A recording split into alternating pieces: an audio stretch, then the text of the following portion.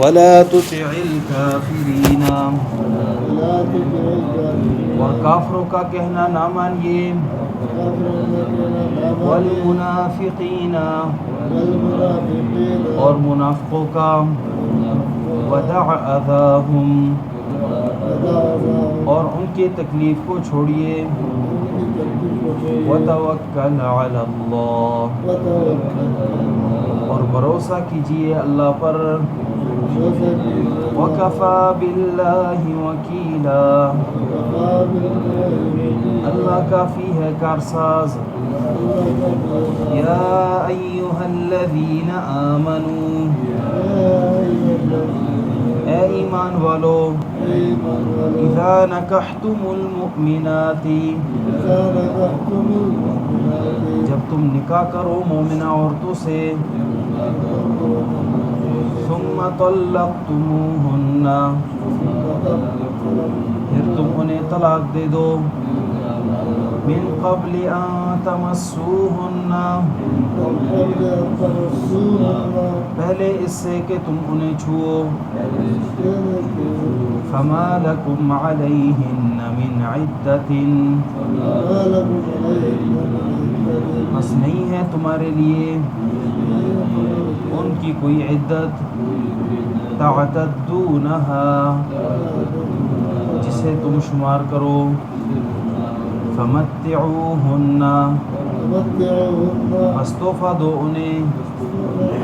وسرحوہن سراحا جمیلا اور چھوڑ دو انہیں اچھے طریقے سے چھوڑنا یا ایہا النبی انا ارسلناک شاہدا ومبشرا ونذیرا ماقبل ذکر کیا کہ انبیاء علیہم السلام اللہ کے پیغام کو پہنچاتے ہیں اور اللہ کے سوا کسی سے نہیں ڈرتے اور محمد صلی اللہ علیہ وسلم امت میں سے کسی مردوں میں سے کسی کے باپ نہیں ہیں لیکن وہ اللہ کے رسول اور خاتم النبیین ہیں اور اللہ ہر چیز کو جاننے والا ہے اے ایمان والو تم کثرت کے ساتھ اللہ کا ذکر کرو اور اس کی صبح و شام تسبیحات بیان کرو اور وہی تو ہے جو تم پر رحمت نازل فرماتا ہے اور اس کے فرشتے کہ وہ استغفار کرتے ہیں تمہارے لیے اور تاکہ وہ اللہ تمہیں نکالے کفر کے اندھیروں سے روشنی کی طرف اور ہے مومنوں پر اللہ بہت ہی رحم کرنے والا اور جس وقت یہ آئیں گے مومنین جس دن ملاقات کریں گے ان فرشتوں سے تو اس دن فرشتے تحفے میں انہیں سلام پیش کریں گے اور ان کے لیے بہترین اجر تیار کیے گئے ہیں یا ایہا النبی اے نبی صلی اللہ علیہ وسلم انا ارسلناک شاہدا یقیناً ہم نے آپ کو گواہ بنایا ہے مبشرا اور خوشخبری دینے والا ونذیرا اور ڈرانے والا بخاری شریف میں روایت آتی ہے آپ صلی اللہ علیہ وسلم نے فرمایا کہ حضرت عیسیٰ علیہ السلام جس طرح اپنی قوم والوں پر گواہی دیں گے اور قوم والوں پر گواہی انہوں نے قرآن کریم میں اللہ رب العزت نے ذکر کی کہ اے اللہ کنت انت الرقیب علیہم اے اللہ جب تک میں ان میں تھا تو میں ان کے پر نگہبان تھا فلما توفیتنی جب آپ نے مجھے اٹھا لیا تو آپ ان کے نگہبان کنت انت الرقیب علیہم آپ ان کے نگہبان ہیں اس کے بعد آپ کو معلوم ہے مجھے اس چیز کا علم نہیں ہے اسی طرح میں بھی اسی طرح ذکر کروں گا جس طرح کہ میرے بھائی حضرت عیسیٰ علیہ السلام نے ذکر کیا کہ اللہ جب تک میں ان لوگوں میں تھا تو ان لوگوں کی یہ عادات تھی اور اس کے بعد جب مجھے آپ نے وفات دے دی پھر اس کے بعد تو جانتا ہے ان کے کاموں کو ان کے جو ہے اعمال کو شاہدن کے یہی معنی ہے اور امت محمدیہ یعنی ہم سب اگر اللہ ہمارا خاتمہ ایمان پر فرمائے تو انشاءاللہ العزیز ماقبل قوموں پر بھی ہم گواہی دیں گے اور وہ گواہی بھی اسی لحاظ سے ہوگی کہ اے اللہ یہ لوگ جتنے بھی تھے ماقبل حضرت نوح علیہ السلام یا اسی طرح دیگر اقوام ان کا قرآن کریم میں تو نے ذکر کیا ہے کہ ان لوگوں نے اپنے نبی کی نہیں مانی تھی اور اسی وجہ سے امتاً وسطاً لتکونوا شہداء علی الناس کہ اللہ فرماتے ہیں ہم نے امت محمدیہ کو درمیانی امت بنائی تاکہ یہ لوگوں پر گواہ بنے تو اس معنی میں یہ گواہ کا لفظ ہے ومبشرا ونذیرا اور اللہ کے نبی خوشخبری سناتے تھے ایمان والوں کو کہ دیکھو ایمان لاؤ گے اعمال صالحہ بجا لاؤ گی تو جنت ملے گی اور جنت ہر لحاظ سے نعمتوں سے بھرپور ہے ونذیرا اور ڈراتے تھے کہ اگر اعمال سیئہ سر انجام دو گے، برے اعمال کرو گے تو پھر تمہیں جہنم ملے گی، اور وہ بہت بری جگہ ہے۔ وَدَاعِيًا إِلَى اللَّهِ بِإِذْنِهِ، اور اللہ کی طرف بلانے والے ہیں آپ، وَسِرَاجًا مُنِيرًا، اور آپ روشنی دینے والے چراغ ہیں، کہ اللہ کے نبی صلی اللہ علیہ وسلم سراج منیر ہے، اس لحاظ سے کہ اللہ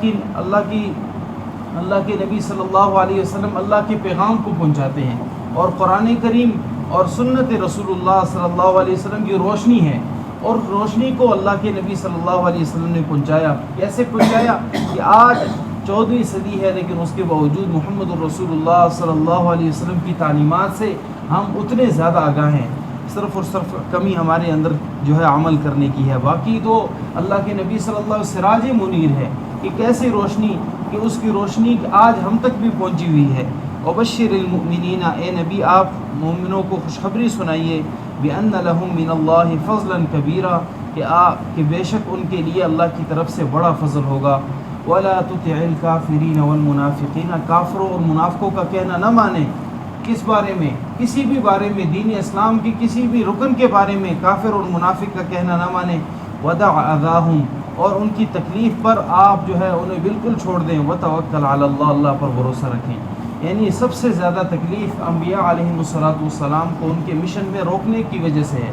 کہ اگر انبیاء علیہم الصلاۃ کی مشن کو کسی وجہ سے روکا جائے، انبیاء علیہم الصلاۃ کو سب سے زیادہ تکلیف ہوتی ہے۔ باقی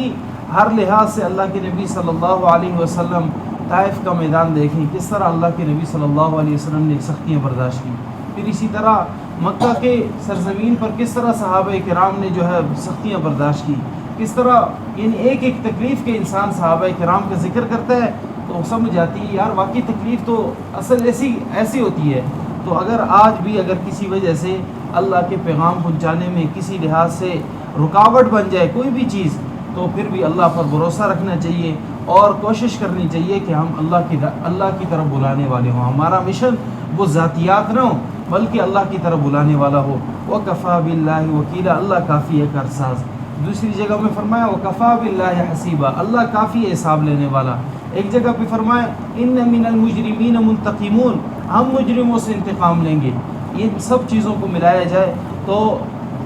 جو لوگ رکاوٹ بن جاتے ہیں تو وہ رکاوٹ بننے والے اللہ کو پھر حساب بھی دیں گے۔ یا ایھا الذین آمنوا، اے ایمان والو، اذا نکحتم المؤمنات، جب تم مومنہ عورتوں سے نکاح کرو، ثم طلقتموہن، پھر تم انہیں طلاق دے دو، من قبل ان تمسوہن، پہلے اس سے کہ تم نے انہیں چھوا ہو، فما لکم علیہن من عدت، تمہارے اوپر ان کی عدت لازم نہیں ہے کہ جسے تم شمار کرو۔ یعنی عدت جو ہے اصل میں شوہر کے گھر میں ہے، کہ شوہر کے گھر میں عدت عورت گزارتی ہے، وہ کوئی بھی عدت ہو سوائے جو ہے چند اجازتوں کے ساتھ، لیکن ہے شوہر کے گھر ہی ساری عدت جو ہے عورت گزارتی ہے۔ اس وجہ سے فما لکم علیہن میں ذکر کیا، یعنی اگر کسی عورت سے تم نکاح کرو، یعنی اس سے یعنی رخصتی سے پہلے تم کیا کر لیتے ہو، انہیں طلاق دے دیتے ہو، تو وہ طلاق تم دے سکتے ہو، لیکن پھر اس کی کوئی عدت شمار نہیں ہوگی، اس لیے کہ یعنی اس کی رخصتی نہیں ہوئی، ایک بات۔ دوسرا، یہ طلاق جو ہے طلاق واحدہ کہلاتی ہے ثلاثہ کے حکم میں، وہ یہ کہ اگر کسی شخص نے ایک ہی طلاق دے دی تو یہ بائن ہو جاتی ہے، اس سے جو ہے دوبارہ نکاح پھر جائز نہیں ہوتا، اور یعنی ایک ہی نکاح سے یہ بالکل بائن ہو جاتی ہے۔ اور اسی کو پھر طلاق ثلاثہ بھی کہا گیا۔ مثلا اگر کوئی شخص 3-4 طلاقیں دے دیتا ہے تو 3-4 طلاقیں دینے کے باوجود اسے ایک ہی طلاق سے وہ بائن ہو گئی ہے، زیادہ دینے کی ضرورت ہی نہیں ہے اسے۔ تو اسی وجہ سے یہ مسئلہ جو ہے مختلف ہی رہا ہے، مختلف جس طرح یعنی صحابہ کرام میں بھی اور دیگر، لیکن اس لحاظ سے اتفاقی مسئلہ رہا ہے، صرف سمجھنے کی ضرورت ہے، وہ یہ کہ اگر کسی عورت کو یعنی اس کی رخصتی سے پہلے اسے طلاق دے دی جائے نکاح کے بعد، تو یعنی اس پر ایک ہی یعنی واحدہ طلاق جو ہے واقع ہو جاتی ہے اور اس سے وہ بائن ہو جاتی ہے، جبکہ دیگر لوگ جو ہے وہ اس کو دیگر ساری طلاقوں کو، یعنی کتنا جو ہے 14ویں صدی کے لوگ، یہ سب سے اہم مسئلہ ہے اور زنا کے لیے راستہ ہموار کرنے والا مسئلہ ہے، اس وجہ سے اس کی وضاحت انتہائی ضروری ہے کہ جس طرح غیر مقلدین یا اسی طرح اہل حدیث حضرات وہ کیا کہہ لیتے ہیں کہ جی 3 طلاقیں ایک ہوتی ہیں، مختلف لحاظ سے وہ فتویٰ دے دیتے ہیں، تو انتہائی غلط ہے۔ اصل مسئلہ وہ یہ تھا کہ اگر کسی عورت کو 3 طلاقیں ہوں اور 3 طلاقیں مثلا یہ والی طلاق ہو کہ ہم بستری رخصتی سے پہلے وہ طلاق دے دے، شوہر کسی وجہ سے بھی طلاق دے دے، تو وہ اس کی طلاق ایک شمار ہوتی ہے. اور یہی وہ طلاق تھی جیسے حضرت عمر رضی اللہ عنہ نے کہا کہ 3 دینے کی کیا ضرورت ہے جب وہ ایک ہی سے بائن ہوتی ہے. تو ابن عمر کی بات کو انہوں نے توڑ موڑ کر یہ بنا دی ہے کہ ہر طلاق جس کے اس کو 3 طلاقیں دی جائیں پھر اس کے بعد اسے ایک ہی شمار کیا جائے. کتنی ظلم والی بات ہے. فمتعوہن، پس انہیں فائدہ پہنچاؤ. تو معلوم اس سے یہ ہوا کہ جو عورت یعنی رخصتی سے پہلے کسی نے اسے طلاق دے دی ہے تو اس پر طلاق ایک ہی لازم آتی ہے، ایک ہی طلاق سے وہ بائن ہو جاتی ہے. جبکہ 3 الفاظ کسی لحاظ سے، نہ کسی شریعت میں نہ انسان کسی عقلی لحاظ سے ذرا سوچے کہ 3 انسان بولے اور اس سے ایک مراد لے لے. ایسا کہاں ہو سکتا ہے؟ 3 بولے گا تو 3 ہی مراد ہوں گی. البتہ یہاں واقعی اصل میں ایک ہی سے بائن ہو. جس طرح باندی کی طلاق یعنی جو غلام ہے یعنی باندی ہے اس کی طلاق 2 ہے، آزاد عورتوں کی طلاق جو ہے وہ 3 ہے. 3 سے انسان بولے گا تو 3 سے مکمل طور پر وہ بائن ہو جاتی ہے. اور باندی کو اگر 3 بولے گا تو 2 سے تو وہ بائن ہو گئی ہے، ایک فضول میں آپ نے دے دی ہے. تو جو فضول میں ہو جائے تو اس کو شمار نہیں کیا جاتا. اور یہاں ایک اصل ہے، باقی 2 جو ہے وہ فضول ہیں. تو اسی لیے دیگر جو طلاقیں ہیں ان میں 3 اصل ہیں. تو 3 اگر دے گا تو وہ جو ہے طلاق ہو جائے گی. اور طلاق کا شرعی طریقہ بھی ہر وقت ذکر کرنے کا مقصد یہی ہے کہ انسان سیکھے. کسی وقت انسان کو ضرورت پیش آ سکتی ہے، پھر اس میں انسان جو ہے وہ صحیح طریقہ اپنائے. مثلا کوئی آپ کا رشتہ دار ہے، وہ بھی اگر طلاق دینا چاہتا ہے تو اسے آپ صحیح طریقے سے شریعت کے مطابق سمجھائیں. طلاق کی 3 قسمیں ہیں کہ اگر کسی ہے تو سب سے مبغوض ترین، سب سے اللہ کو ناپسندیدہ حلال چیزوں میں سب سے زیادہ ناپسندیدہ چیز جو ہے وہ طلاق ہے. تو اس میں 3 طریقے، ایک طلاق احسن کہلاتی ہے، ایک طلاق حسن کہلاتی ہے، اور تیسری طلاق بدعت کہلاتی ہے. ایک یہ کہ اسے طلاق دی جائے اور طلاق دینے کے بعد وہ اپنی عدت گزار لے، اور عدت گزارنے کے بعد آپ چھوڑ دیں. ظاہری بات ہے عدت گزارنے کے بعد وہ دوسری جگہ نکاح کر سکتی ہے. اسے طلاق احسن کہا جاتا ہے. ایک ہی طلاق دی آپ نے اور پھر اس کی عدت گزاری اور بات ختم ہوگی. دوسری یہ کہ آپ طہر میں ایک طلاق دے دیں، پھر وہ اپنے ماہواری گزارے، پھر اس کے بعد دوبارہ جب طہر آ جائے پھر آپ جو ہے اسے ایک اور طلاق دے دیں، پھر وہ ماہواری گزارے، پھر اس کے بعد تیسرے طہر میں آپ 3 طلاق، یعنی یہ 3 طلاقیں پوری ہوگی. اس سے دوبارہ جب تک کسی اور سے نکاح نہیں کرے گی اس وقت تک اس بندے کے لیے اب حلال نہیں ہے. اور تیسری طلاق بدعت ہے کہ ایک ہی لفظ سے یعنی 3 الفاظ کہہ دینا کہ بس آپ کو 3 طلاقیں ہیں، یا الگ الگ کی ذکر کہ آپ کو طلاق ہے طلاق ہے طلاق ہے، اس طرح کے الفاظ ذکر کرنا، یہ طلاق بدعت ہے. حضرت ابن عمر رضی اللہ عنہ نے جب دی تو اللہ کے نبی صلی اللہ علیہ وسلم اتنے غصے سے ہوئے کہ کھڑے ہو گئے. حضرت عمر رضی اللہ عنہ نے نبی علیہ السلام کے سامنے ذکر کیا کہ عبداللہ بن عمر نے ایسے کیا ہے. تو جب یہ بات کھڑے ہوئے نبی علیہ السلام وہ کہنے لگے ایلعب بکتاب اللہ،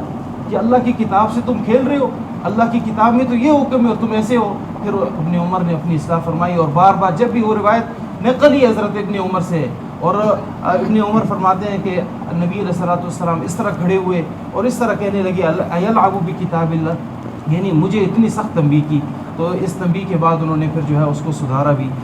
فرمایا فمتعوہن، تم انہیں فائدہ دے دو. یہاں تحفے کا ذکر ہے. تحفے کا ذکر یہ ہے کہ کیونکہ یہ طلاق دے دی ہے، مہر تو ویسے بھی لازم آئے گا، یعنی نصف مہر لازم آئے گا، تو اس وجہ سے آپ کیا کریں، اسے فائدہ دے دیں. فائدہ یہ ہے کہ ایک تحفہ جوڑے کا دے دیں. وسرحوہن سراحا جمیلا، اور چھوڑیں انہیں اچھی طریقے سے، بغیر جھگڑے کے، بغیر فساد کے جو ہے وہ جن چھوڑ دیں. یا ایھا النبی انا ارسلناک شاہدا ومبشرا ونذیرا، اے نبی ہم نے آپ کو شاہد بنایا، گواہی دینے والا، مبشر خوشخبری دینے والا، نذیرا ڈرانے والا، وداعیا الی اللہ اور اللہ کی طرف بلانے والا، باذنہ اللہ کے حکم سے، وسراجا منیرا اور روشن چراغ بنایا، وبشر المؤمنین بان لہم اور آپ مومنوں کو خوشخبری سنا لیجئے کہ ان کے لیے اللہ کی طرف سے بڑا فضل ہے. ولا تطع الکافرین والمنافقین، کافروں اور منافقوں کا کہنا نہ مانیں اور ان کی تکلیفوں کو چھوڑیں. وتوکل علی اللہ، اور اللہ پر بھروسہ رکھیں. وکفی باللہ وکیلا، اللہ کافی ہے کارساز. یا ایھا الذین آمنوا، اے ایمان والو، اذا نکحتم المؤمنات، جب تم مومنہ عورتوں سے نکاح کرو، ثم طلقتموہن، پھر تم انہیں طلاق دے دو، من قبل ان تمسوہن، ان کے چھونے سے پہلے، فما لکم علیہن من عدۃ، پس تمہاری اوپر ان کی کوئی عدت لازم نہیں ہے کہ جسے تم شمار کرو. فمتعوہن وسرحوہن سراحا جمیلا، تم انہیں تحفہ دو اور انہیں اچھی طریقے سے چھوڑ دو. اللہ ہمیں